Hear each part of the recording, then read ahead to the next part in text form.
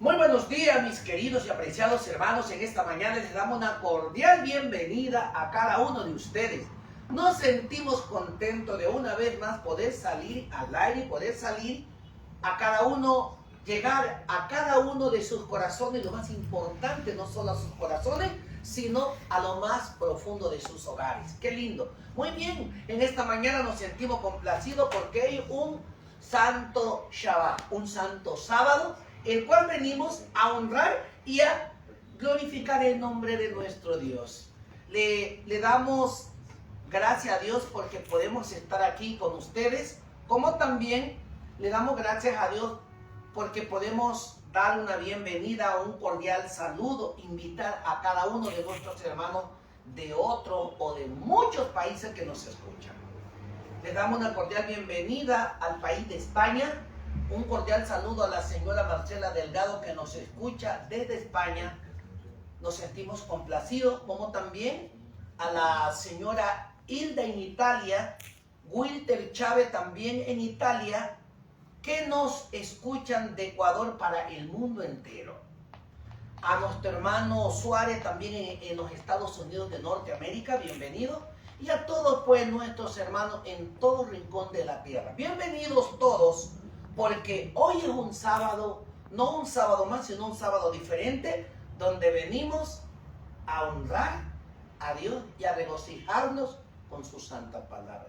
Y en esta mañana tenemos un tema muy importante, así que pedimos mucha atención, que usted pueda atender, escuchar, y si tiene papel y lápiz, búsquese un cuadernito y un lapicito y apunte lo que va a escuchar en esta mañana. Estamos dando temas contundentes, temas pero de reflexión, de vida para vida eterna. Así que los invitamos con ustedes, nuestro hermano Josué, el cual tiene el gusto de presentar un maravilloso tema en esta mañana. Bienvenidos y bienvenidas, damas y caballeros y amados oyentes y hermanos aquí presentes, bienvenidos.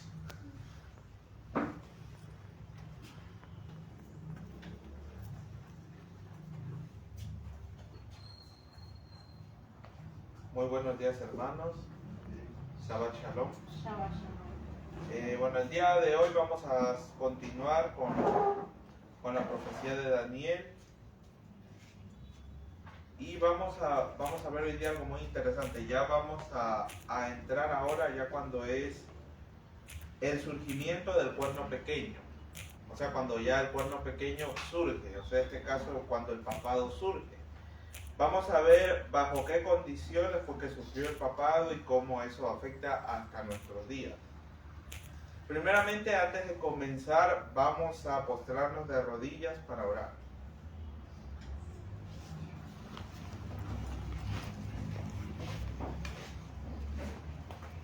Padre nuestro que estás en el cielo, gracias por esta oportunidad que nos das de estudiar tu palabra.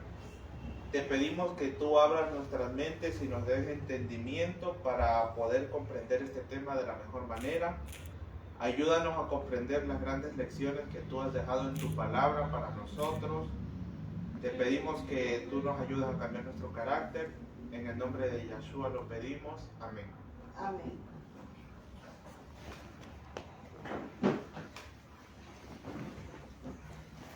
El tema de hoy se titula El saqueo de Roma y el surgimiento del cuerno pequeño. Primeramente vamos a hacer un breve resumen de lo que vimos la semana antepasada, que fue sobre la caída de Jerusalén, que fue en el año 70. Si recordamos, vimos el momento en el que las tropas romanas, el ejército romano llegó a Jerusalén, la sitió, y vimos también la lección vimos también la gran lección que se enseña a través de esa historia. Vimos cómo fue que terminó el pueblo de Israel. Después de tantos años de apostasía y de rechazar a Dios, y como vimos, rechazaron al Hijo de Dios, y esa fue su última oportunidad. Y debido a eso, ellos perdieron ese estatus especial que tenían como el pueblo escogido. Porque recordemos, ese lugar especial ellos lo habían tenido durante muchos siglos. Habían sido considerados el pueblo escogido, la nación santa, pero vimos que se les había dado un periodo de 70 semanas. Y ese era el periodo que ellos tenían, como decir, ya su último periodo de gracia para arrepentirse. O sea, para como nación poder conservar todavía ese lugar.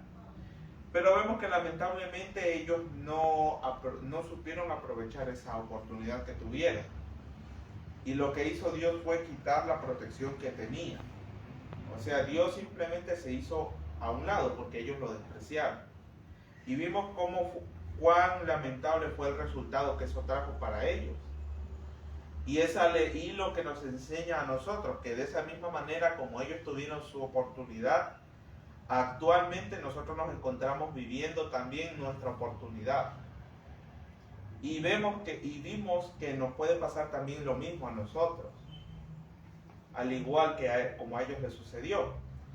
Y bueno, ahora continuando, vimos como el rey del norte, que en este caso era el Imperio Romano, se había vuelto muy poderoso y que había conquistado tierras y todo. Pero justamente esa expedición que hicieron hacia Jerusalén, cuando fue que la destruyeron, fue su última gran conquista. O sea, de allí en adelante el Imperio Romano fue yendo en decadencia. ¿Y eso fue debido a qué? Debido a causado por la corrupción principalmente, y también por emperadores que no gobernaron de una manera eficiente, sino que ya comenzaron a haber emperadores que en algunos casos a muchos de ellos se los consideró dementes. Ya llegó hasta ese punto la cosa, y también la corrupción en sí llegó a tal punto que ya los emperadores eran elegidos por el ejército. O sea, los soldados eran quienes decidían qué emperador subía al poder y cuál no. Y de la misma manera el ejército también derrocaba emperadores cuando no cedían a lo que ellos querían. Y entonces esto poco a poco fue minando la estabilidad del imperio. Y sumado a esto, también se nos dice aquí, hubo una gran división en el imperio justamente por la causa del cristianismo.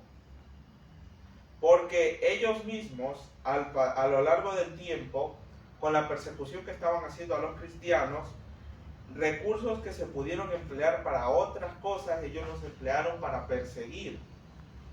Entonces, obviamente, eso con el pasar del tiempo ya comenzó a pasar factura.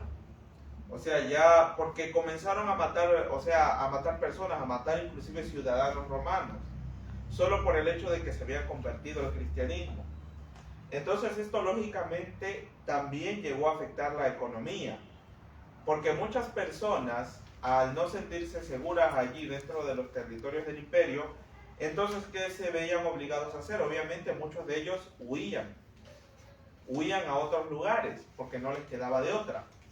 Y normalmente cuando esto sucede, ¿qué es lo que pasa con una nación?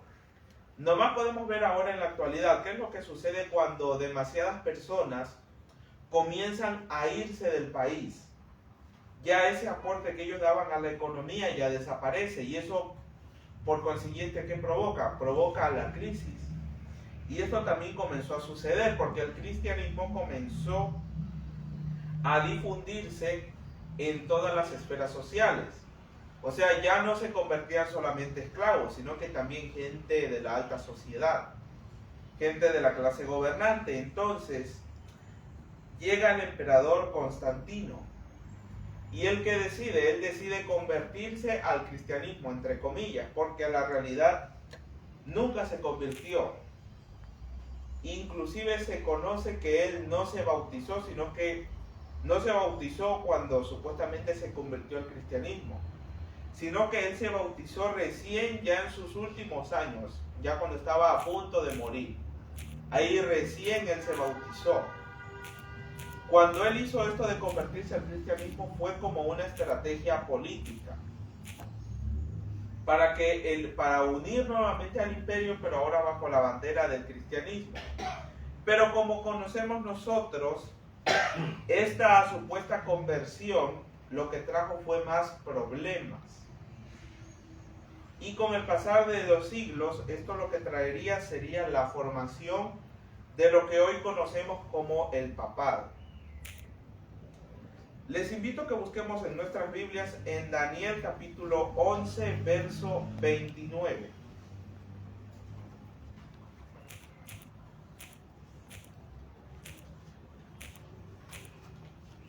Quien lo encuentre primero, por favor, me ayuda con la lectura.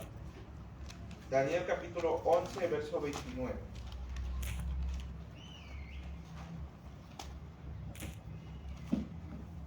Llegado el momento, volverá a invadir el sur, pero esta vez no será como la anterior. ¿Qué nos dice aquí? El rey del norte vuelve nuevamente hacia el sur. Pero si nosotros recordamos, en anteriores ocasiones, cuando el rey del norte, cuando Roma se dirigía al sur, ¿con qué intenciones iba? Iba con intenciones de conquista y mayormente ellos obtenían la victoria. Pero ahora en esta ocasión el rey del norte vuelve al sur. Pero aquí nos dice claramente, esta última venida no sería como la primera. Como la anterior. O sea, en esta ocasión el rey del norte se dirige al sur, pero con un propósito muy distinto. Esto sucedió en el año 330 después de Cristo. ¿Qué sucedió en este año? El emperador Constantino fundó la ciudad de Constantinopla, lo que hoy en la actualidad se conoce como Estambul, en lo que hoy es Turquía. Constantino la fundó justamente en ese año, en el 330. Y esto lo hizo como una estrategia de trasladar la sede del imperio de Roma a esta nueva ciudad que él estaba haciendo, a Constantinopla. Porque se consideraba que Constantinopla iba a ser la imagen de la nueva Roma. O sea, de una Roma ya cristiana, ya no esa Roma pagana, donde se adoraban a los ídolos, sino que aparentemente cristiana. Pero lamentablemente el hecho de haber hecho otra capital, o sea, el hecho de que Constantino haya fundado esta nueva ciudad y la haya puesto como otra nueva capital para el imperio, lo que trajo fue una decadencia. Porque ahora el centro del poder ya no estaba en Roma, sino que ahora estaba en Constantinopla. Y entonces por ende también comenzó a haber una división.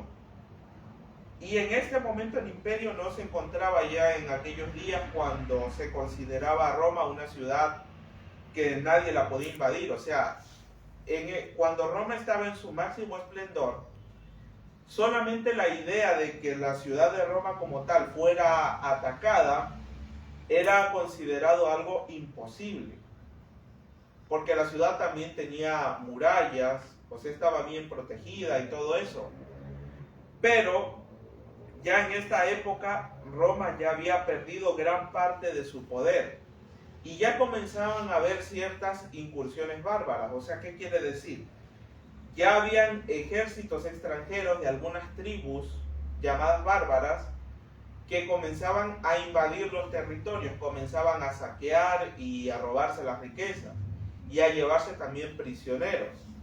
Esto en las fronteras del imperio, y esto generalmente sucedió en las fronteras occidentales, o sea, en lo que conocemos hoy como Europa, porque ya Constantinopla ya está un poco más, es digamos ya podríamos decir es la encrucijada entre Oriente y Occidente. O sea, digamos es el punto de cruce, ya se ubica tanto entre Oriente como entre Occidente. En cambio, las fronteras occidentales que se encuentran en lo que hoy se conoce como Europa, allí ya esas fronteras estaban comenzando a quedar descuidadas. Y vamos a ver lo que nos sigue contando la profecía. Vamos a ver Daniel capítulo 11, verso 30.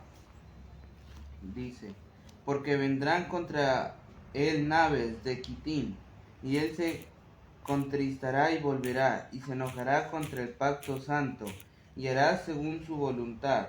Volverá pues y entenderá con los que abandonen el santo pacto. Aquí se nos describe ya otra escena, nos dice vendrán naves de Quitim. O sea, ya aquí se nos habla que el rey del norte ya está completamente debilitado. y comienza a sufrir ataques. Aquí el texto nos está haciendo referencia a los varios saqueos que tuvo Roma, porque no fue solamente uno. El primero de ellos, que fue el que digamos fue totalmente psicológicamente devastador para los ciudadanos romanos, fue el que se dio por parte del rey Alarico, que era el rey de los visigodos. Esto fue en el año 410. En este año los visigodos llegaron a Roma y durante 3 días atacaron la ciudad. La historia nos cuenta que ellos se dedicaron a quemar edificios, a matar personas, especialmente a los aristócratas, y a llevarse todos los objetos valiosos de la ciudad.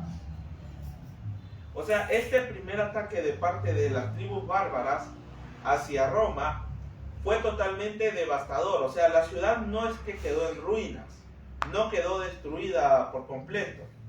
Los daños fueron relativamente leves, pero, digamos, ya fue desmoralizando al ejército.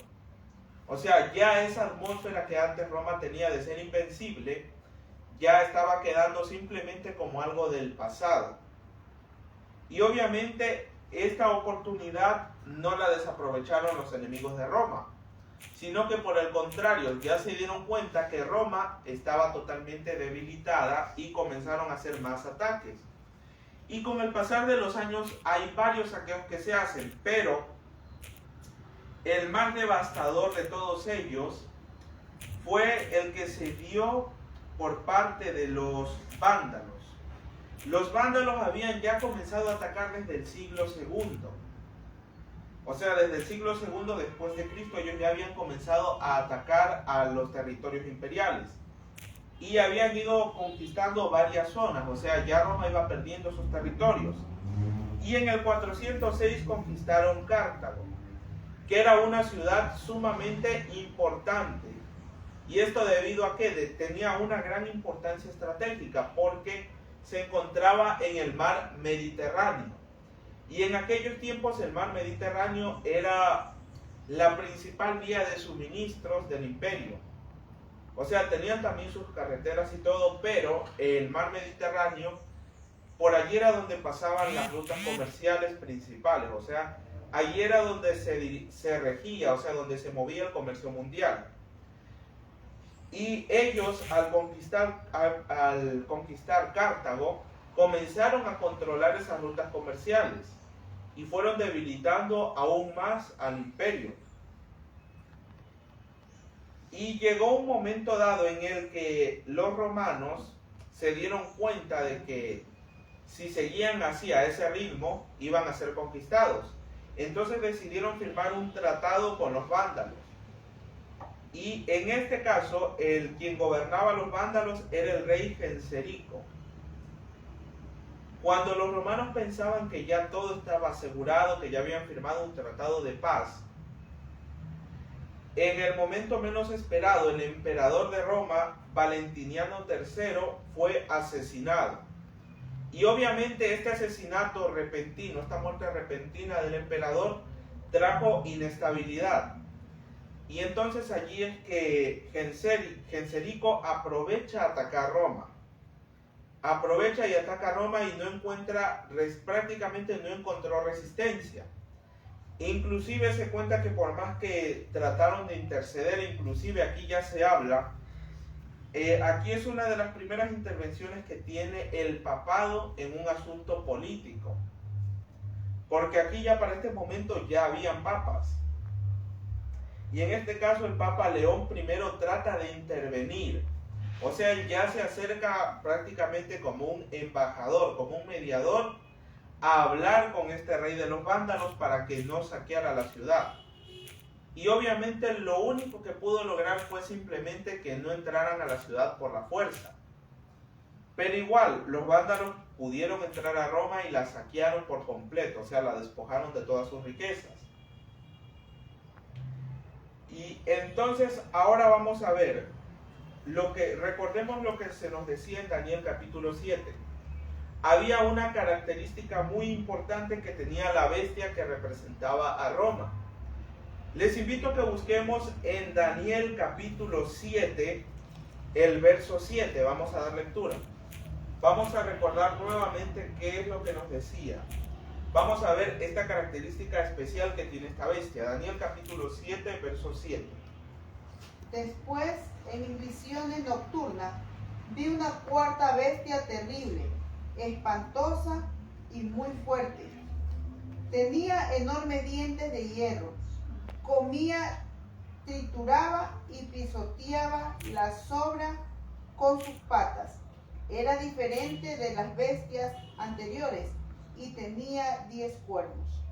Vamos a fijarnos en esta última característica de la bestia. Se nos dice aquí que tiene 10 cuernos. Recordemos que ya con el saqueo de Roma por parte de los vándalos, la Roma de los Césares prácticamente había sido debilitada, había sido humillada y prácticamente podríamos decir había llegado a su fin, pero la ciudad de Roma en sí. El imperio por sí mismo no había caído, porque ya veremos más adelante quién tomó las riendas políticas de Roma. Ahora, para saber quiénes eran esos 10 cuernos o qué son, vamos a ver en la Biblia qué simbolizan los cuernos, porque es importante saber eso, para saber quiénes son esos 10 cuernos.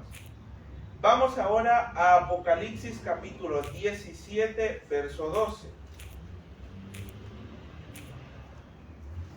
Apocalipsis capítulo 17, verso 12.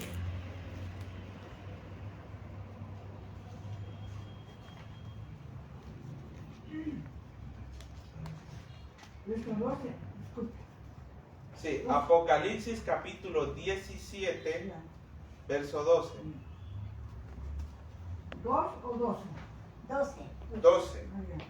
Los 10 cuernos que viste son 10 reyes que aún no han recibido reino, pero por una hora recibirán autoridad como reyes junto con la bestia.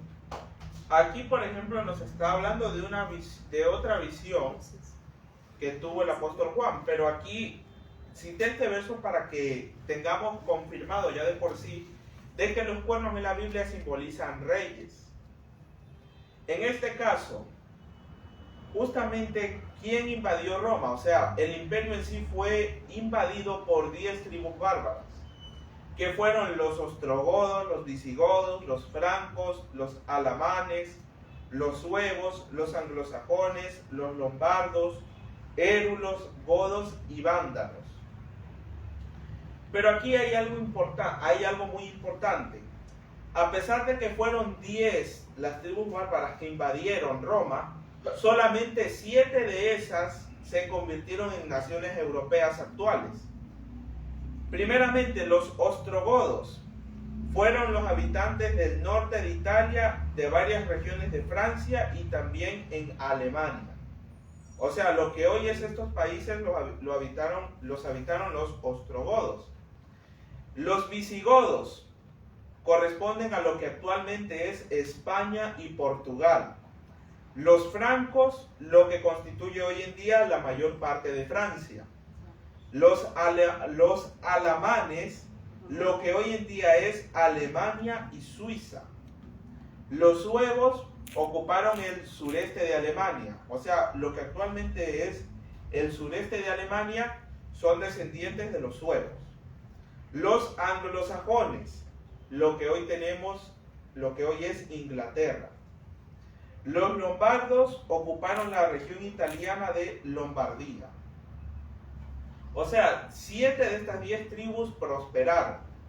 O sea, tras el debilitamiento del Imperio Romano, estas tribus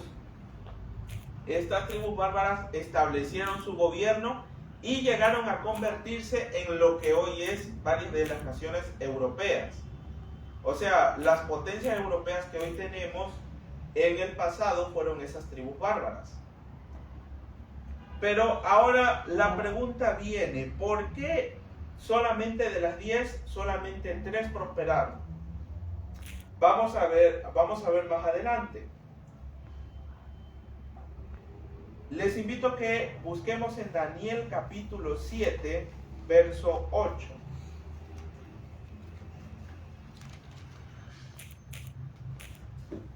Daniel capítulo 7, verso 8. Mientras yo contemplaba los cuernos, he aquí que otro cuerno pequeño salía entre ellos, y delante de él fueron arrancados 3 cuernos de los primeros. Y he aquí que este cuerno tenía ojos como de hombre y una boca que hablaba grandes cosas. Ahora notemos algo muy importante. Notemos aquí, normalmente cuando se habla de el saqueo de Roma por parte de los vándalos, normalmente se dice la caída del Imperio Romano y que Roma cayó de por sí.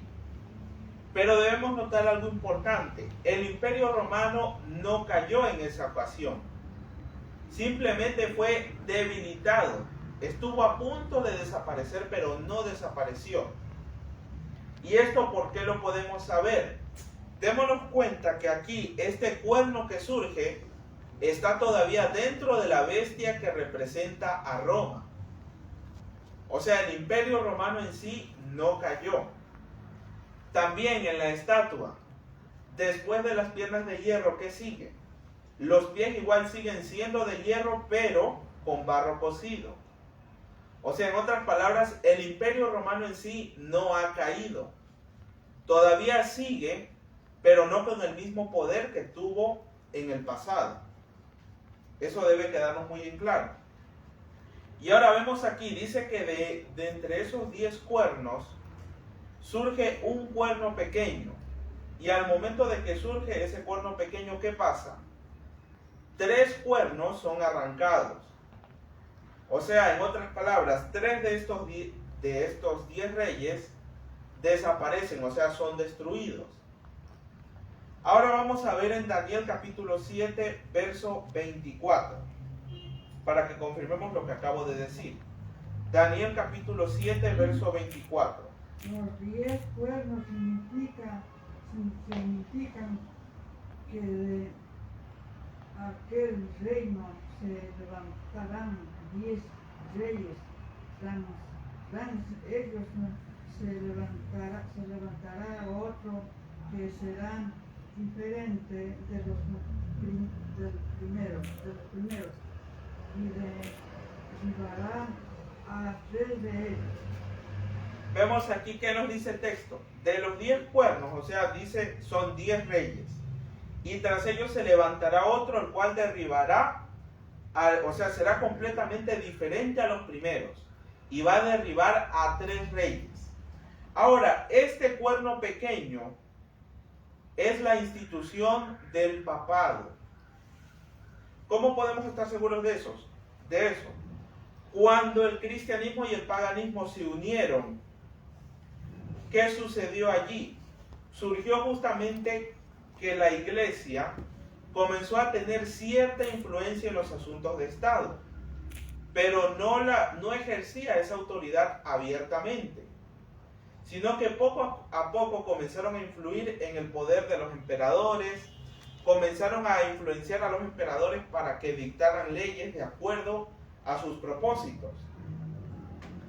Allí fue que se dio esta tan conocida, la primera ley dominical de la historia, que fue la que dio el emperador Constantino, que se obligaba a todos a guardar el día del sol.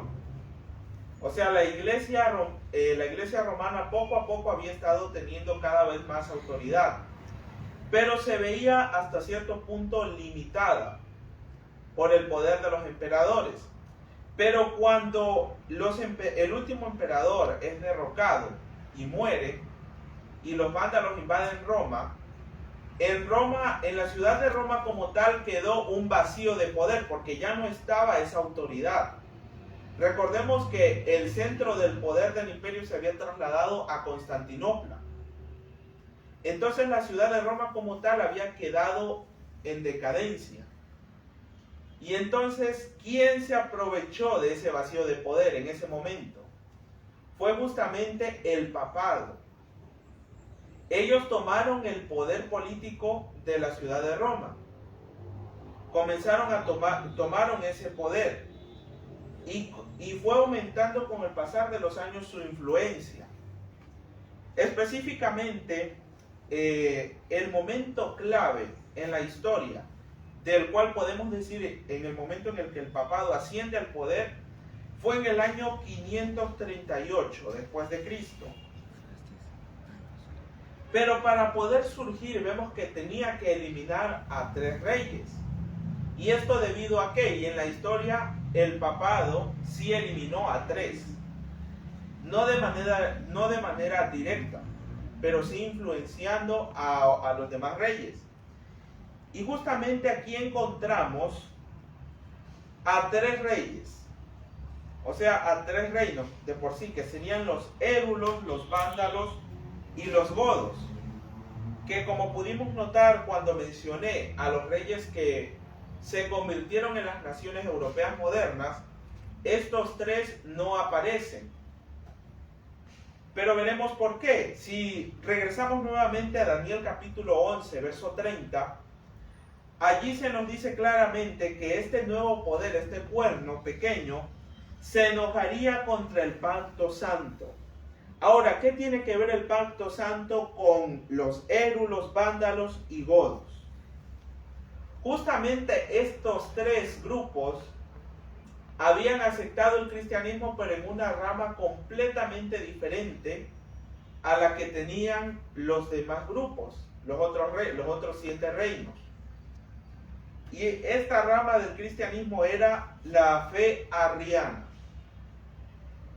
Ahora viene por qué el papado los destruiría. ¿Y qué es la fe arriana? Nos preguntaremos ahora. ¿La fe arriana en qué consistía?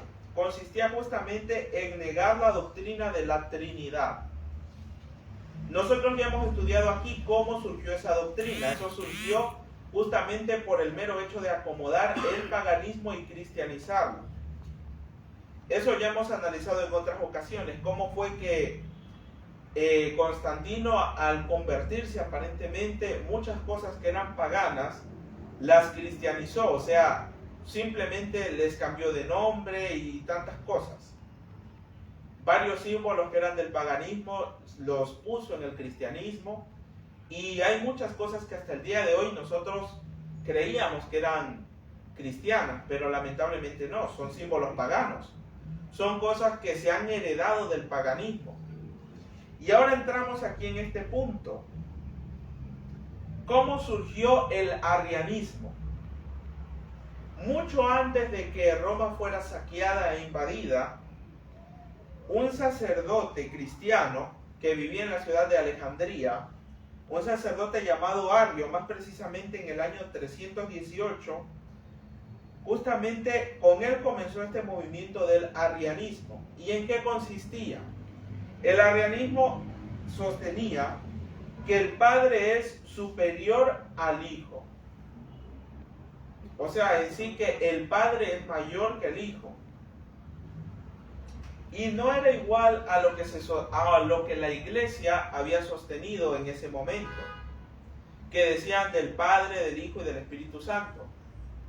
Eso se estableció en el credo de Constantinopla, y como veremos más adelante también en el concilio de Nicea, también eso se estableció, fue allí, porque comenzó a haber esa controversia, porque muchos, con el afán de acomodarse a lo más popular, comenzaron a cambiar las enseñanzas de la Biblia, y ya lo vamos a ver más adelante. Y comenzó justamente este movimiento de la Trinidad. Y esta doctrina fue la que se volvió más popular. ¿Y esto debido a qué? Porque en el paganismo ya existía eso. En las culturas paganas ha habido siempre una Trinidad. Lo vemos desde Babilonia incluso. En Babilonia se adoraba una Trinidad. Los egipcios también lo hacían. Los griegos lo hacían, los romanos también lo hacían. Entonces, como vimos, ¿qué fue lo que hicieron? Cosas que ellos tenían de sus religiones, las pusieron ahora en el cristianismo, o sea, las acomodaron a su conveniencia. Y entonces surge esto de la Trinidad. Pero como sabemos, la Biblia nos cuenta Dios siempre conservó su verdad. Y una pequeña parte de la iglesia fue la que se mantuvo fiel, se mantuvo pura y no se dejó influenciar por este movimiento de la Trinidad. Y posteriormente comenzaron a ser conocidos como los arrianos. Aunque si bien en su momento tenían ciertos errores. O sea, porque ellos sostenían que el Hijo era un ser creado, lo cual sabemos nosotros que no es así. El Hijo no es un ser creado. Pero lo importante que nosotros podemos tomar de ellos es que a pesar de que tenían ciertos errores en sus doctrinas, ellos fueron fieles a lo que conocieron en su momento. A la luz que recibieron. O sea, la luz que ellos tuvieron en su momento, ellos fueron fieles a eso. Porque si nosotros vamos a la Biblia efectivamente nos confirma, el Padre es superior al Hijo. Y Cristo mismo dijo, el Padre es mayor que yo. Y por ende esta doctrina de la Trinidad lo que hizo fue distorsionar por completo el concepto de la deidad. Y ahora voy a dar lectura de el edicto de Tesalónica, que se firmó, o sea que fue proclamado el 27 de febrero del año 380 por el emperador romano Teodosio I. Por medio de este edicto fue que el cristianismo se estableció como la religión oficial del imperio. Y quiero que pongamos atención a lo que dice este edicto y en especial en la última parte. Vamos a ver que se parece mucho a la actitud que hoy en día se ve en las iglesias. Vamos a ver lo que nos dice. Queremos que todos los pueblos que son gobernados por la administración de nuestra clemencia profesen la religión que el divino apóstol Pedro dio a los romanos, que hasta hoy se ha predicado como la predicó él mismo, y que es evidente que profesan el pontífice Damaso y el obispo de Alejandría, Pedro, hombre de santidad apostólica. Esto es según la doctrina apostólica y la doctrina evangélica. Creemos en la divinidad única del Padre, del Hijo y del Espíritu Santo, bajo el concepto de igual majestad y de la piadosa Trinidad.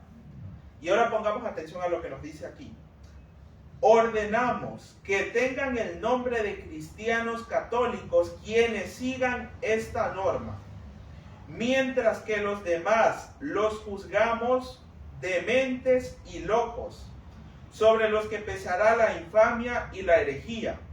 Sus lugares de reunión no recibirán el nombre de iglesia y serán objeto primero de la venganza divina y después serán castigados por nuestra propia iniciativa que adoptaremos siguiendo la voluntad celestial. Primeramente, ¿qué nos dice este edicto? ¿A quién se le debe llamar cristiano católico? Y lo vemos claramente. A todo aquel que acepte la Trinidad. Claramente lo dice aquí. Todo aquel que acepte la Trinidad es considerado un cristiano católico.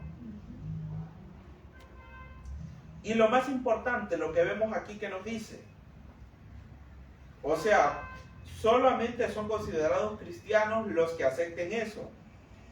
Y si no se lo acepta, ¿qué sucede? Serán llamados locos. Serán declarados, ¿qué dice? Los juzgamos dementes y locos. ¿Y qué más? Herejes. Y sus lugares de reunión no se llamarán iglesia. No disidentes. No se nos hace conocido esta actitud ahora, en la actualidad. Ahora, ¿qué sucede? Si alguien se para a decir que la Trinidad no es bíblica, ¿qué sucede mayormente? En la iglesia, ¿qué va a suceder? No te van a venir a abrazar o a recibirte con los brazos abiertos. ¿Qué van a hacer? Directamente a borrarlo de la iglesia. Y si te reúnes en otro lado, ¿qué pasa? ¿Cómo nos llaman a nosotros y a este lugar donde nos reunimos? No se le llama iglesia. ¿Cómo nos dicen? Disidentes. Ese grupo. O sea, y de una manera despectiva lo dicen. Los resentidos. Los resentidos. Bueno, y tantos adjetivos con que nos ponen, o sea, tantos adjetivos calificativos. Y además, ¿qué nos dice también? Serán castigados, o sea, ya aquí se autoriza a la persecución. Y nosotros decimos, probablemente podemos pensar, en nuestros días no hay persecución, pero déjenme decirles que sí hay persecución. No nos persiguen para darnos muerte, pero esa clase de acoso de que te ven en la calle, no te saludan, comienzan a esparcir falsos rumores, tendrán cuidado con el hermanito tal o con la hermanita tal, que está yéndose donde los disidentes, está yéndose a ese grupo. Díganme acaso, ¿eso no es acaso ya una forma de persecución? Ya lo es directamente. O sea, directamente no nos están condenando a muerte, no nos están metiendo presos ni nos ponen multas, pero ya muchos, y lo digo por experiencia propia, ya nos llaman perdidos. Y eso ya sucede, nos llaman, ve, ahí van los perdidos, o a mí me lo han dicho, ahí va el hijo del disidente. Muchas de las veces cuando he ido en la calle me lo han dicho así. ¿Y esto por parte de quién? No de católicos, no de evangélicos ni nada por el estilo, de parte de adventistas del séptimo día. Y ahora vamos a ver justamente si es cierto o no es cierto que la iglesia adventista se ha apartado de ese camino que un día el propio Yahshua, el propio maestro, marcó para su iglesia.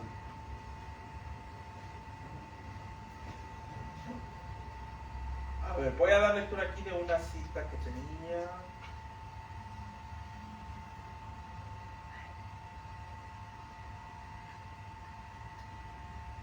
A ver, aquí nos dice un escrito justamente que fue hecho en el año 1922 en la Review and Herald. Nos dice así: la forma plural de Elohim, o sea, ¿qué quiere decir? Porque hoy en día, cuando mencionamos Elohim, muchos nos acusan de que estamos adorando o hablando de otros dioses. Pero no es así, la palabra Elohim se refiere al único Dios verdadero. Nos dice aquí, la forma plural de Elohim ha dado lugar a muchas discusiones. La idea imaginaria de que se refería a la Trinidad de personas en la divinidad apenas encuentra ahora apoyo entre los estudiosos. Es lo que los gramáticos llaman el plural de majestad, o denota la plenitud de la fuerza divina, la suma de los poderes desplegados. O sea, esta palabra nos hace referencia a eso, o sea, nos hace referencia a los poderes que Dios tiene, por sobre todas las cosas. ¿Por qué poderes? Porque no es solamente un poder, Dios tiene poder en el pasado, en el presente y en el futuro, en el porvenir, o sea, poder sin límites, poder sobre todas las cosas. Y esto que acabo de dar lectura lo encontramos en la Review and Herald, en la página 216, en la edición del año 1922. Esa cita la podemos encontrar allí. Y ahora, otra cita aún más interesante, que es más reciente, del año 2000. Y pongamos atención lo que nos dice. Una lectura de las declaraciones anteriores mostrará que con respecto a su doctrina de Dios, los adventistas del séptimo día están en armonía con el gran enunciado credo de la cristiandad, incluido el credo de los apóstoles de Nicea en el año 325 y la definición adicional de fe concerniente al Espíritu Santo como se alcanzó en Constantinopla en el año 381. El edicto que yo leí fue el edicto de Tesalónica, pero si vamos a ver los otros edictos que se nos mencionan aquí en esta cita, lo que se dio en el concilio de Nicea y en el concilio de Constantinopla, vamos a ver que se llega a esa misma conclusión, que Dios está constituido por Dios Padre, Hijo y Espíritu Santo. ¿Y quiénes decidieron eso? eran prácticamente personas que no tenían todo el conocimiento. O sea, eran paganos prácticamente, podríamos decirlo, recién convertidos. O sea, en otras palabras, eran personas, líderes católicos. Y notemos lo que nos dice aquí en esta cita. Los adventistas del séptimo día están en armonía con ese gran enunciado. Y esto lo escribió George W. Reid. Bueno, el título del libro está en inglés y está con las siglas SDA, y él nos dice A Brief Introduction to Their Belief. No sé si lo pronuncié bien, pero bueno, así es como está. Eso lo encontramos en la página 6, y esto fue escrito en el año 2000. O sea, y es algo que nos debe poner a pensar a todos. ¿Cómo puede ser que el pueblo adventista tenga cosas en común, o sea, en armonía con el catolicismo, cuando la fe que sostuvieron nuestros antepasados fue completamente contraria a lo que la Iglesia Católica predica? Ahora, una cita del Conflicto de los Siglos que está en la página 69. La fe que por muchos siglos sostuvieron y enseñaron los cristianos valdenses contrastaba notablemente con las doctrinas falsas de Roma. Ya hemos visto qué sucedió con los valdenses, qué les hizo la iglesia romana. Los persiguió, los mató y casi los desapareció por completo. ¿Y esto qué nos dice aquí? ¿Cuál fue la razón y el motivo? Porque sus doctrinas, sus enseñanzas contrastaban notablemente con las del catolicismo. Ahora volvemos nuevamente acá al asunto de los 3 cuernos que fueron derribados. Estos 3 cuernos, o estos 3 reyes o reinos, los érulos, los vándalos y los godos, ¿por qué fueron destruidos? Justamente fueron destruidos por ese hecho, por no haber aceptado la Trinidad. Por eso fueron destruidos estos 3 pueblos. O sea, y el hecho de eliminar a 3 reinos no es algo que se hace fácilmente, o no estamos hablando de que eliminaron a 20 o 30 personas, fueron cientos, miles. ¿Y todo por qué? Por no aceptar esa doctrina. Como vimos aquí en el edicto de Tesalónica, se estaba dando autoridad a perseguir a todos aquellos que no aceptaran esa doctrina. Doctrina romana. Y ahora vamos a ver aquí una cita, otra cita más del Conflicto de los Siglos. Como vimos anteriormente en la cita que vimos donde nos decía que los adventistas están en armonía con la declaración cristiana, vamos a ver ahora justamente qué nos dice el Conflicto de los Siglos, justamente con el hecho de tener puntos comunes de doctrina, o tener cosas en común o en armonía con el catolicismo. Vamos a ver lo que nos dice. Cuando las iglesias principales de los Estados Unidos, uniéndose en puntos comunes de doctrina, influyan sobre el Estado para que imponga los decretos y las instituciones de ellas, entonces la América protestante habrá formado una imagen de la jerarquía romana, y la inflicción de penas civiles contra los disidentes será un resultado inevitable. Esto lo encontramos en el Conflicto de los Siglos en la página 498. Ahora, ¿qué nos dice aquí? Si comparamos las dos citas, ya se nos está dando un indicio hacia qué camino va yendo la Iglesia Adventista del séptimo día. Primeramente, en el otro que vimos se nos dice que está en armonía ya con ese gran enunciado de la cristiandad.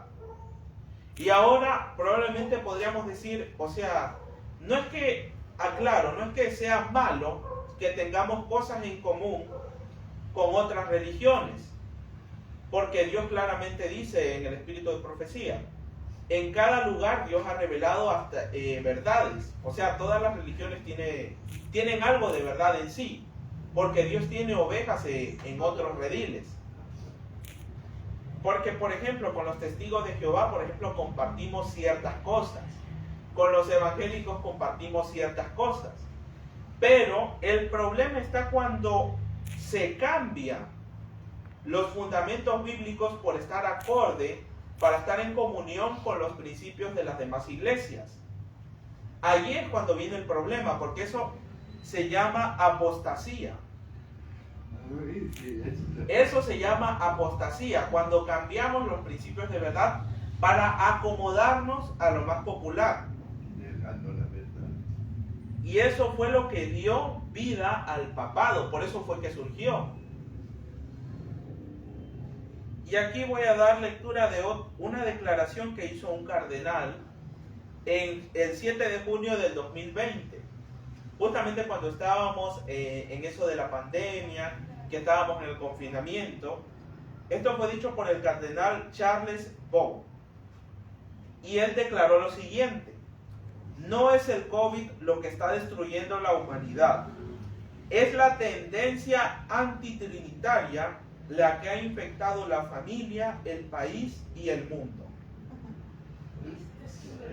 O sea, para él, ¿cuál era el problema más grande? No era en sí el virus que estaba por ahí, no era el COVID, sino que ¿cuál era? La creencia antitrinitaria. Eso es, según para este señor, esto es lo que estaba dañando los hogares y las naciones, en otras palabras. Vamos a ver ahora algunas citas, otras citas también interesantes, justamente sobre este asunto, sobre negar la Trinidad, qué consecuencias traía para las personas en el pasado. Otro escrito de la Review and Herald del 4 de febrero de 1890, en el volumen 67, número 5, en la página 74, nos dice así: ahora hay en los libros de estatutos de este distrito una antigua ley de Maryland, que es un estado de los Estados Unidos, que nunca ha sido derogada, según la cual una persona condenada por negar la Trinidad recibió la marca B en su frente. O sea, lo marcaron con una B en la frente por no aceptar la Trinidad. O sea, y esto era algo que ya existía en el pasado.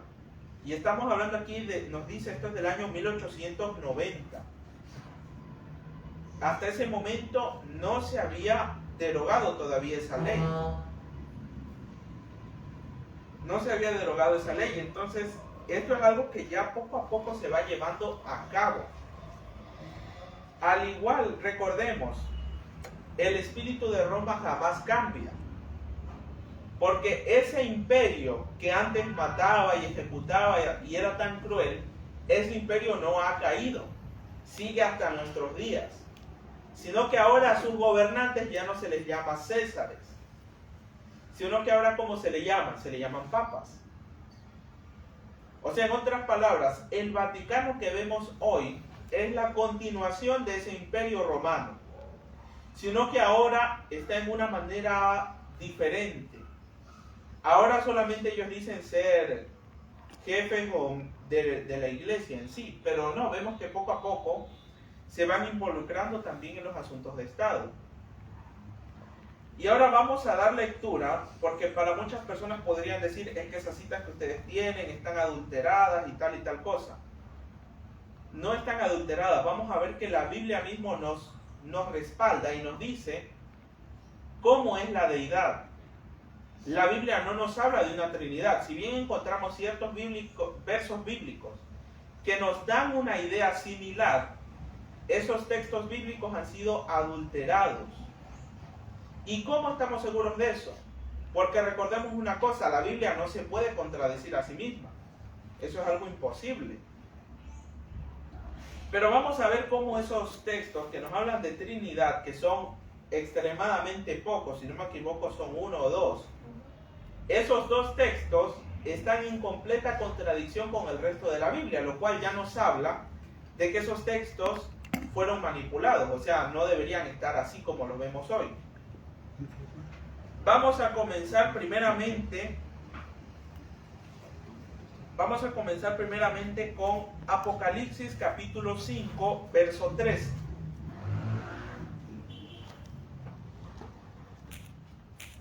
Apocalipsis capítulo 5, verso 13. 13. Sí, verso 13. Y toda criatura del cielo, de la tierra, de debajo de la tierra y del mar, y todo lo que hay en ellos, oí que respondían al que está sentado en el trono y al Cordero, alabanza, honor, gloria y poder por los siglos de los siglos. Vemos aquí, ¿a cuántos podemos ver mencionados aquí? 2. Solamente vemos a 2. Nos dice al que está sentado en el trono y al Cordero. O sea, nos está diciendo, el Cordero no está en el trono juntamente con... A la diestra. O sea, nos dice al lado. O sea, nos está dando claramente a entender que no son iguales. Ahora vamos a otro más. Apocalipsis capítulo 14, verso 1. Vamos a dar lectura de ese verso. Apocalipsis capítulo 14, verso 1. Después, Sí. 14:1. Sí. Después miré y he aquí el Cordero estaba en pie sobre el monte de Sión, y con él 144,000 que tenían el nombre de él y el de su padre escrito en la frente. ¿Qué tienen los 144,000? ¿El nombre de quién? Del Padre, Del Padre y del Hijo. No tienen el nombre de 3 personas. Padre. Y aclaro, con esto no estoy diciendo que el Espíritu Santo no existe. Por si acaso, no malinterpretemos las cosas. El Espíritu Santo existe y actúa hoy en día. Pero ¿quién es ese Espíritu? Es el mismo Espíritu de Dios. El Espíritu Santo es el mismo Espíritu de Cristo. O sea, es Cristo mismo. Ahora vamos nuevamente a la Biblia. Ahora vamos a Deuteronomio capítulo 6, verso 4. Por si acaso a alguien nos queda la duda, porque también pueden decir, no, es que como se mencionan al Padre y al Hijo, entonces los dos son Dios. Tampoco es así. Vamos a ver lo que nos dice la Biblia. Deuteronomio capítulo 6, verso 4. Escucha, Israel. Yahweh, Dios nuestro, es el único Yahweh. O sea, acá está en la Biblia de Jerusalén, por eso dice. O sea, el único. Ahora vamos a gramática. En otras versiones puede decirnos Yahweh uno es. A ver, ahora sí vamos a la gramática. Cuando en una oración nosotros nos encontramos que nos dice, por ejemplo, nos dice Yahweh uno es. Nos está hablando de una sola persona. Cuando nos dice la oración uno es, nos está diciendo claramente que es uno. No me está diciendo que son 2 o son 3 o 100. Me está diciendo que es uno. Un solo Dios. Un solo Dios nos dice. Y por eso la advertencia que se le dio al pueblo de Israel en Deuteronomio 6:4. Yahweh uno es. Y ahora, si vemos que nos dice Yahweh uno es, ¿qué nos dice en Éxodo 23? No tendrás dioses ajenos delante de mí. Si Dios es uno, ¿cómo podemos decir que adoramos a un Dios que es 3 pero a la vez es una persona? Porque, sí, a ver, pongámonos a pensar esto un poco. Nos dicen que los 3 son uno, pero hablamos solamente del Padre, el Padre es Dios. Hablamos solamente del Hijo, el Hijo es Dios. Y del Espíritu Santo también es Dios. ¿Cuántos tenemos allí? 3 dioses. Tenemos 3. Aunque nos digan que es uno, siguen siendo 3. Ese concepto, ¿dónde lo podemos encontrar? Lo encontramos en el hinduismo, en el budismo. Vayamos a ver, y estamos hablando de religiones politeístas que tienen muchos dioses. Por ejemplo, el hinduismo, que es la religión que es predominante en la India. ¿Cuántos dioses tienen ellos allí? Tienen cientos, miles de dioses. Que un dios con cabeza de elefante, que la diosa Kali, la diosa... Bueno, hay un montón. En iglesias o en casas también. En las casas tienen. en los templos y todo. O sea, pero vemos aquí algo importante. Hay ciertas deidades, en específico 3, que no recuerdo sus nombres en este momento. Esos 3 se fusionan en un solo Dios y muchas de las veces se representa como un Dios con un cuerpo, pero con 3 caras. Si tomáramos que Dios fuera una trinidad, entonces debiera verse algo así. O sea, como una persona con 3 caras, algo que obviamente sabemos Dios no es así. Vamos ahora a Juan capítulo 6, verso 27. Vamos a preguntarle a Juan, ¿quién es Dios? Juan capítulo 6, verso 27.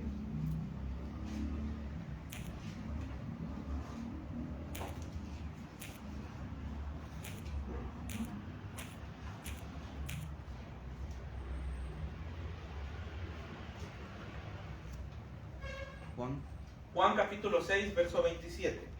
Vamos a ver qué nos responde el apóstol Juan. Trabajaron no por la comida que perece, sino por la comida que para vida eterna. Vida eterna. Permanece que el Hijo del Hombre os dará sobre él el Padre Dios. Colocó su sello de Hasta ahí nomás es. Hasta ahí nomás. ¿Qué nos dice el texto? Trabajad no por la comida que perece, sino por la comida que a vida eterna permanece, la cual el Hijo del Hombre os dará, porque a este señaló Dios el Padre. ¿Qué nos dice claramente? ¿Quién es el Dios? ¿Quién es Dios? Es el Padre. Nadie más. Ya, esto nos dice Juan.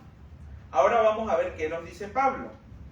Vamos a 1 de Corintios capítulo 8, verso 6. 1 de Corintios capítulo 8, verso 6.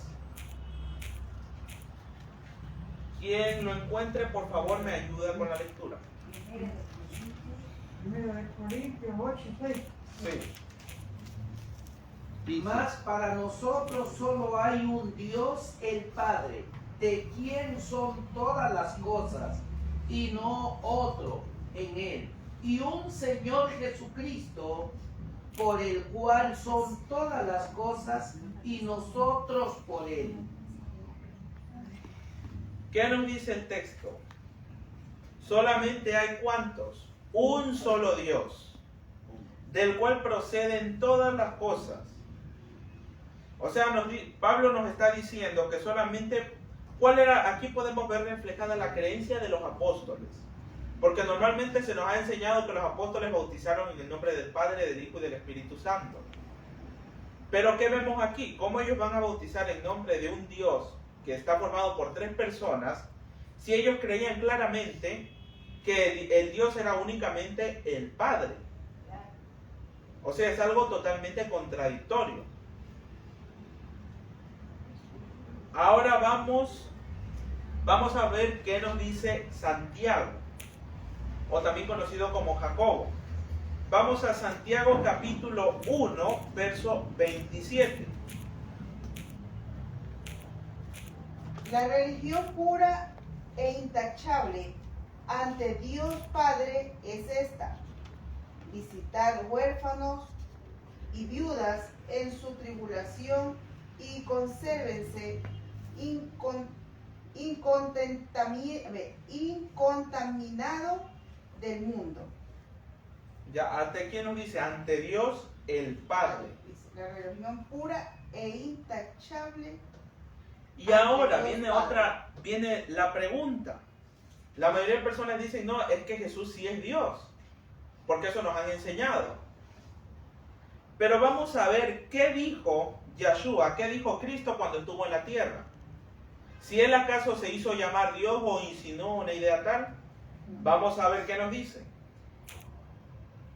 Juan capítulo 20, verso 17.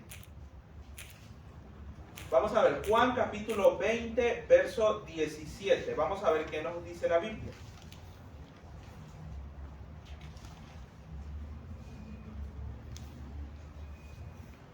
Jesús le dijo, no me toques, porque aún no he subido a mi Padre.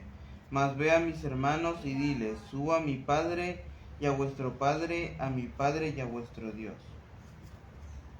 Ya, vemos aquí, alguien que tenga otra versión que diga, por ejemplo, la que yo tengo aquí dice, subo a mi Padre y a vuestro Padre, a mi Dios y a vuestro Dios. En algunas versiones coincide eso también. Si no me dice acá, dice, le dice Yeshua, deja de tocarme, que todavía no he subido al Padre, pero vete a mis hermanos y dile, subo a mi Padre y vuestro Padre, a mi Dios y vuestro Dios. Eso lo encontramos también en la Biblia católica, la versión Jerusalén. La Biblia de estudio de los ministros dice así: Jesús le dijo, no me toques, porque aún no he subido a mi Padre, mas ve a mis hermanos y diles, subo a mi Padre y a vuestro Padre, a mi Dios y a vuestro Dios. Esa es la Biblia la que usan los pastores adventistas, que es Los pastores evangélicos. y los evangélicos también, que es la Biblia Misión, donde viene también con citas del espíritu de profecía, con himnario. O sea, está en esa misma Biblia también, en la católica. O sea, no es que está adulterado. Y entonces, ¿qué no? O sea, aquí vamos a ver cierta contradicción entonces. Si el Hijo fuera Dios también, y la Biblia nos dice que hay un solo Dios, ¿cómo el Hijo, siendo Dios también, va a decir, voy a mi Dios? ¿Y qué es vuestro Dios? Dice, a vuestro Dios y a mi Dios. Si tomamos que el Padre, el Hijo y el Espíritu Santo, los tres son Dios, entonces el Padre está diciendo, voy a mi Dios, pero Él también es Dios entonces. ¿Hay cuántos dioses estamos contando? Ya contaríamos a 2. Son 3. Pero como vimos acá anteriormente, ¿qué nos dice la Biblia? Hay un solo Dios. Un solo Dios. O sea, solamente uno. No es que está una combinación de 3 que se vuelven uno, nada parecido hay aquí. Nos dice claramente que solamente hay uno. Y vamos a ver otro verso bíblico más. Juan capítulo 8, verso 54. Juan capítulo 8, verso 54.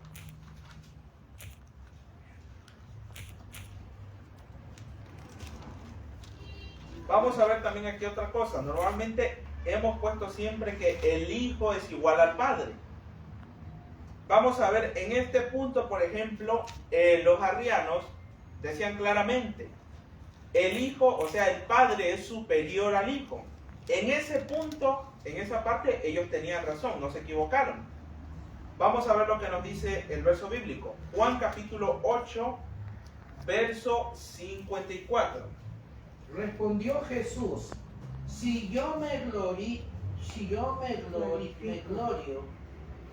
a mí mismo, mi gloria nada es.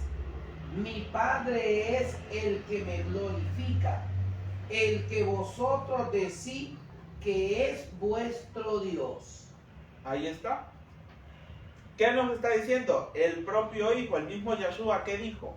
Mi gloria nada es. O sea, él mismo reconoce que el Padre está por encima de él. Y ahora aquí viene otro punto. Porque esta doctrina de la Trinidad no se trata solamente de decir Dios Padre, Hijo y Espíritu Santo, sino que inconscientemente estamos echando por tierra doctrinas adventistas importantes. Por ejemplo, el plan de la redención ya quedaría echado por tierra. ¿Por qué? ¿Qué nos enseña el plan de la redención? Nos enseña que cuando el ser humano pecó, hubo esa rotura. El ser humano ya no podía comunicarse directamente con Dios. Y entonces, ¿quién se convirtió en nuestro intermediario? Fue Yeshua, Cristo. Entonces, si Cristo fuera Dios también, díganme, ¿qué rotura, o sea, qué separación hubiera habido entre Dios y el hombre si de igual manera hablamos con Cristo y Cristo es Dios? O sea, ya no habría esa separación porque igual estaríamos hablando con Dios directamente. Y algo más grave todavía. Si Cristo fuera Dios, cuando Él vino a morir en la cruz, indirectamente estaríamos diciendo que si Cristo es Dios, estuviéramos diciendo que una parte de Dios murió en la cruz.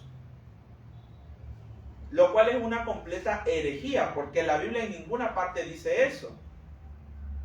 O sea, en ninguna parte vamos a encontrar que Dios muere o algo parecido, porque Dios es eterno. O sea, Dios es eterno, no podemos atrevernos a decir una cosa tal. Pero si decimos que Cristo es Dios y que es parte del único Dios, cuando vino aquí a la tierra, porque hay personas que dicen, cuando dice se le pondrá por nombre Emmanuel, que es Dios con nosotros, dicen, sí, ve, ahí está, porque Cristo es Dios también. Entonces, si lo tomamos de esa manera, entonces Dios también murió en la cruz. Imagínense qué caos hubiera sido en el universo si Dios se hubiera muerto. O sea, todas las cosas se saldrían de orden. Todo se volvería un completo caos. O sea, y en sí mismo todo dejaría de existir. No Porque podría eso pasar, perdón, porque sí. Dios es espíritu. Por eso, o sea, me refiero, y es que a eso voy. La doctrina de la Trinidad nos da una idea completamente distorsionada. O sea, una idea desfigurada de lo que Dios es. Porque Dios en ningún momento ha muerto o ha desaparecido. Porque Él es el que sostiene todas las cosas. Y el mero hecho de que nosotros digamos, Cristo es Dios, y a la vez acepto de que Cristo muere en la cruz, estoy diciendo indirectamente que Dios muere. Y eso, supongamos porque sabemos que eso es completamente imposible. Si eso sucede, llegara a suceder, ¿qué pasaría? Todo el universo dejaría de existir, porque Dios es la fuente de todo. Es la fuente de vida. Es la fuente de vida. Entonces, no podemos decir una cosa tal, porque estaríamos por completo sacando las cosas de contexto, o sea, desfigurando por completo el mensaje que Dios dio a sus apóstoles. Y algo muy interesante que nos sucedió hace algunos meses atrás fue que nosotros le preguntamos a la inteligencia artificial, y lo pueden intentar cualquiera de los que sepan manejarla, al buscador, precisamente al buscador de Google, al Gemini que se llama, le preguntamos justamente cuál era la fórmula que consta en la Biblia para bautizar. Primero me sacó Mateo 28:19 y me dice sí, que Padre, Hijo y Espíritu Santo, y yo le digo, a ver, pero los apóstoles bautizaron también en el nombre de Jesús. ¿Cómo me explicas eso? Ahí me va aclarando. La fórmula bautismal de Padre, Hijo y Espíritu Santo recién se comenzó a usar, si no me equivoco, en el siglo II o en el siglo III después de Cristo. O sea, estamos hablando como unos 200 o 300 años después. Allí, cuando ya las cosas comenzaron a contaminarse con el paganismo, comenzaron a distorsionarse, es que aparece esta fórmula bautismal, porque antes no había eso. Ahora sí, nosotros vamos a ver, hay muchos textos que no los vamos a ver ahora, el día de hoy, lo veremos en otra oportunidad, donde se nos habla del bautismo en el nombre de ¿quién? En el nombre de Yahshua. En el original griego dice así. O sea, en el original, el texto de Mateo 28:19 dice que sean bautizados en mi nombre. Porque ahora en nuestras Biblias nosotros encontramos que dice en el nombre del Padre, del Hijo y del Espíritu Santo. Y eso ha generado cierta polémica con nuestros hermanos evangélicos, los que no aceptan la Trinidad. Cuando hablamos del bautismo, ellos nos muestran textos bíblicos donde dice que se bautizaron en el nombre de ¿quién? En el nombre de Jesús, como lo dicen nuestras versiones bíblicas. O sea, en el nombre de Jesús o como también, como es el nombre, en el nombre de Yahshua. Y siempre ha habido esa controversia porque ellos sacan más de un texto bíblico. Y en cambio, como adventistas, ¿cuántos textos sacamos para defender el bautismo trinitario? Nos cerramos y nos enfrancamos en Mateo 28:19. Y de ahí no salimos. Cuando prácticamente si fueran las cosas de tomarlas así, con solamente un verso bíblico hacer una doctrina, de la Biblia misma podemos sacar un montón de doctrinas más. Y esto es lo que muchos han hecho. Por ejemplo, cuando dice, si tu mano derecha te es causa de caer, córtala, entonces voy a coger y voy a cortarme la mano. ¿Pero por qué? Porque, y puedo decir, es que la Biblia dice. O me dice también que si mi ojo me es causa de caer, también me lo voy a sacar. Y entonces la Biblia está diciéndome eso.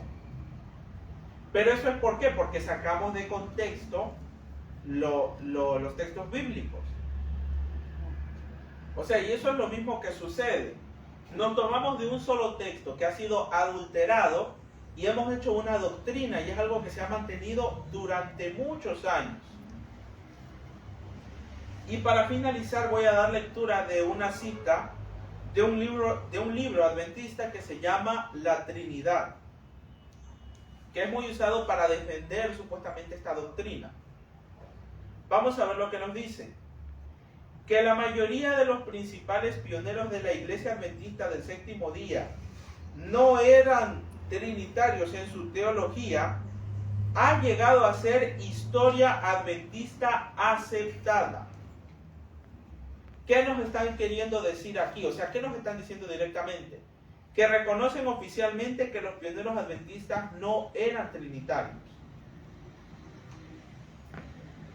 Sorprendiendo hoy, así como le sonó a la mayoría de los adventistas de hace 40 años, cuando Erwin R. Gain escribió una tesis de maestría sobre el asunto. Más recientemente ha surgido una nueva pregunta con creciente urgencia. ¿La creencia de los pioneros adventistas acerca de la divinidad era correcta o incorrecta? Según una línea de razonamiento, o los pioneros adventistas estaban equivocados, o la iglesia actual está en lo correcto, o los pioneros adventistas estaban en lo correcto y la actual iglesia adventista del séptimo día ha apostatado de las verdades bíblicas. Esto lo encontramos en el libro adventista La Trinidad, en las páginas 200 y 201. Ahora, con las evidencias que hemos visto hoy sobre quién ha estado detrás de esta doctrina de la Trinidad y qué es lo que ha hecho esa institución contra los que no han aceptado esa doctrina, díganme ustedes, ¿creen ustedes que los pioneros adventistas estaban equivocados o la iglesia adventista moderna estaba equivocada? ¿Quién se equivocó? Los modernos. La iglesia adventista moderna. Es decir, los reformistas. No, hablamos de la iglesia adventista moderna en general. Porque la doctrina de la Trinidad no debería estar como una doctrina principal. Eso no debería ni estar ahí. Ahora si nos ponemos en imaginémonos el siguiente escenario. Supongamos que los pioneros regresen otra vez y que están vivos. ¿Creen ustedes que en la actualidad ellos entrarían y fueran miembros de las iglesias adventistas actuales? No. Obviamente que no. ¿Qué creen que pasaría con ellos? Se los tildaría de disidentes y fueran borrados de las iglesias. Porque a la realidad hay que decirlo claro, es así. O sea, si Elena de White se levantara hoy en nuestros días y estuviera viva y fuera una de las iglesias adventistas de la organización tan conocida, entrar a una de esas iglesias, ¿qué creen que le pasaría? Se volvería a morir del susto. O sea, de ver cómo la iglesia moderna ha apostatado. Adulterado sus escritos. O sea, y no solamente la organización, porque hoy en día también los llamados grupos de verdad presente no se quedan atrás. Hemos llegado a creer que por el hecho de decir soy de la verdad presente, creemos que por eso ya somos mejores que los que están en la organización. Muchas de las veces cometemos ese error de decir, es que como yo ya no estoy en la organización, estoy acá leemos los libros de profecía, ya por eso estamos bien. Y hemos llegado muchas de las veces a tener un orgullo, a creernos superiores a nuestros hermanos que aún siguen allá. O sea, creemos que porque leemos los libros o por esto, o porque leemos las citas de Elena de White, que por eso somos mejores. o por ser vegetarianos somos mejores. Eso no nos garantiza absolutamente nada. Es parte. O sea, eso es solo una parte. Porque, y aún, inclusive el hecho de que no creamos en la Trinidad tampoco no es garantía de nada. O sea, aquí el punto es, si estamos en realidad verdaderamente separados de Roma. Porque bien, no podemos estar unidos con Roma, con la Trinidad, pero podemos estar unidos podríamos tener un lazo con Roma por muchas otras cosas. Por ejemplo, uno de esos son las tradiciones, porque aún muchos de los de la verdad presente consideran que no es nada malo hacer un cumpleaños, hablando en contexto de cómo el mundo lo hace.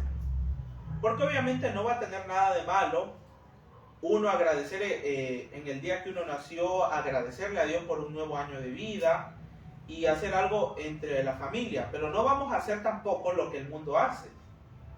El problema está cuando vamos a hacer que obligatoriamente que tiene que estar la torta con las velas y que vamos a hacer la fiesta y que invitar a tanta gente y que los regalos. O sea, ahí ya es salirse de contexto. O sea, el punto aquí es, tenemos que volver nuevamente a la verdad que predicaron nuestros antepasados. Porque como vemos aquí, el papado eliminó a esos pueblos, a esas personas justamente ¿por qué? Por no aceptar esa doctrina. Y prácticamente porque no fueron solamente los érulos, los vándalos y los godos. Ellos no fueron las únicas víctimas del papado. También están los valdenses, los albigenses, los cátaros y cuántas poblaciones más que se borraron por completo de la historia. Porque el papado fue capaz de hacer genocidios. O sea, eliminar de la faz de la tierra poblaciones enteras. Y solamente por el hecho de que, ¿cuál fue su culpa? No someterse a la autoridad de Roma. Esa fue su única culpa. Y ahora se acercan días en los que nosotros también tendremos que demostrar nuestro valor. Porque hoy en día podemos hablar de que somos diferentes a Roma y todo eso, pero llegará el día de mañana en el que nosotros tendremos que demostrarlo. No solamente decirlo. Bueno, hasta aquí mi tema de hoy. Espero que sirva de ayuda para todos nosotros.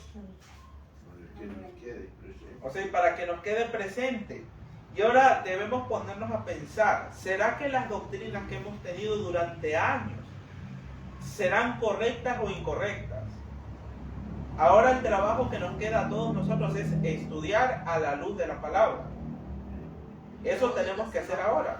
Nuestra única salvaguardia, como dice el profeta. Por eso, esa es nuestra única salvaguardia, porque como vimos aquí, hemos leído citas que esta doctrina se ha mantenido durante siglos. No son 50 o 100 años, son muchos años más. Pero eso no la hace una doctrina auténtica. Porque hay personas que suelen decir, pero es que a mí durante tantos años me enseñaron, durante tantos años mis padres conocieron esto, y durante años que se predicó esto.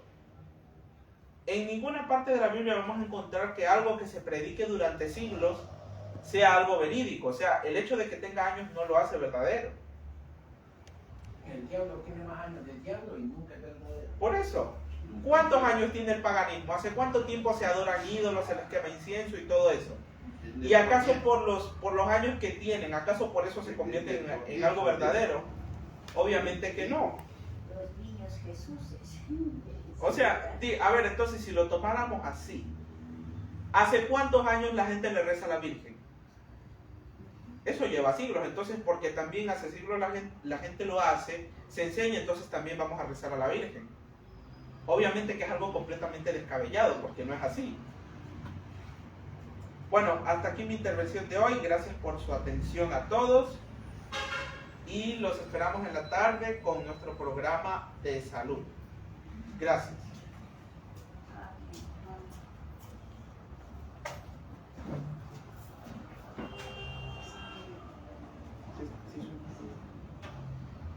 Se les queda eternamente agradecido a cada uno de nuestros amados y distinguidos oyentes que continúen en nuestra programación de nuestro canal, porque nuestro firme fundamento predica fundamento. Predica fundamento con fundamento. Esto no es mentira, esto no es disidencia, esto es verdad. Síganos en nuestro canal y seguiremos predicando las grandes verdades de los últimos tiempos. A las 2:30 a las 12 en punto de la tarde estaremos nuevamente con nuestra sintonía. Se les quede eternamente agradecido, que Dios los bendiga y no se despegue de este su canal. Bendiciones.